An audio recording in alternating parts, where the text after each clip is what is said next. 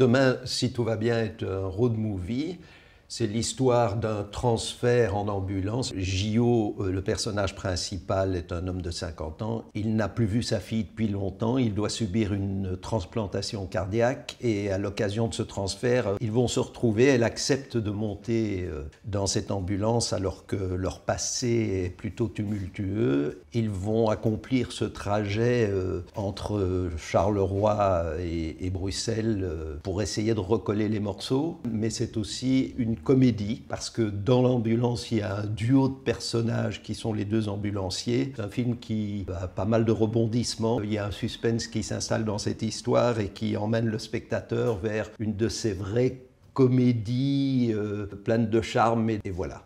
We love cinema.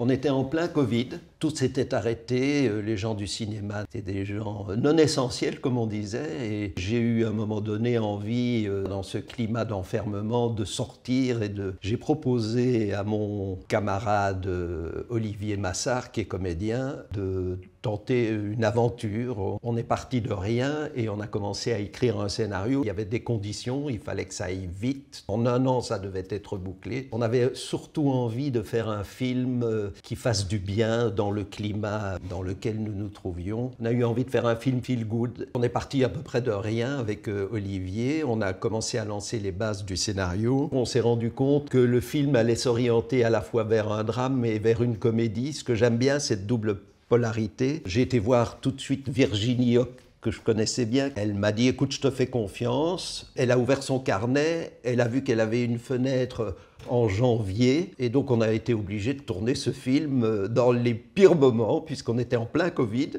et en même temps dans les journées les plus courtes. On a tourné le film en 15 jours, ce qui a apporté, je crois, dans la dynamique du film, une humanité, parce qu'on était vraiment au feu ensemble, ce qui donne, je crois, une saveur qu'on perçoit dans le film. Je voulais qu'Olivier joue le rôle d'un père, et on est parti sur ce sujet. La relation que je trouve très intéressante d'un père et d'une fille qui n'appartiennent plus au même monde. Lui, il est d'origine Carolo, d'origine italienne aussi. Il a un peu raté sa vie. Il est un sportif de haut niveau qui a dû tout arrêter parce qu'il a eu un problème cardiaque. Sa fille, elle, au moment où Gio s'est séparé de sa femme, a accompagné sa mère. Elle a quitté son père. Ils ont été en rupture. Et elle a créé une vie à la capitale. Parce que le film aussi montre la fracture culturelle qui s'installe. Je trouve que c'est intéressant. C'est un thème bourdieusien aussi, qui s'immisce dans le film, avec ce côté très touchant où la fille, finalement, transcende et mouche son père. C'est assez touchant de la voir,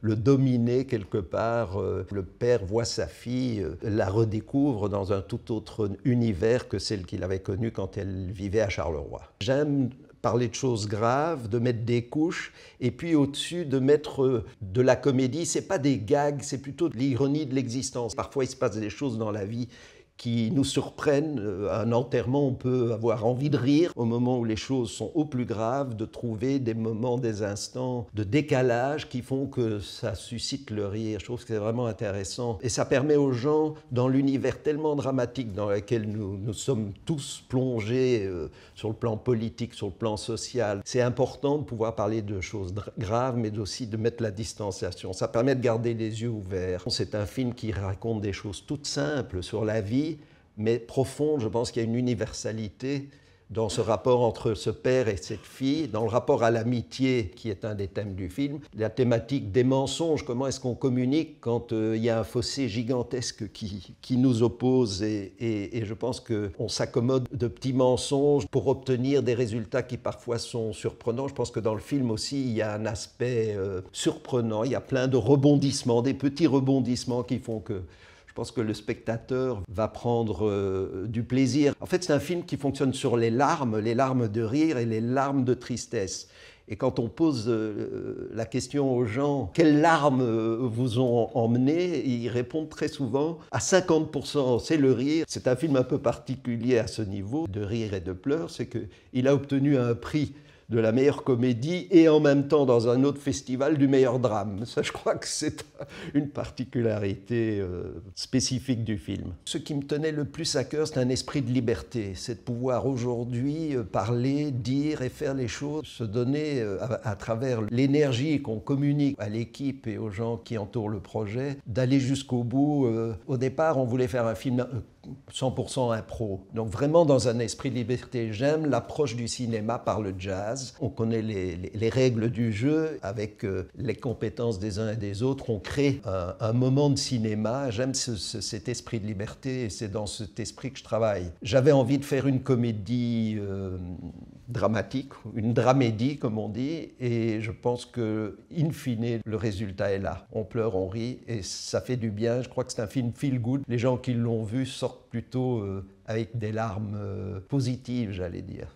Merci beaucoup, Yvan.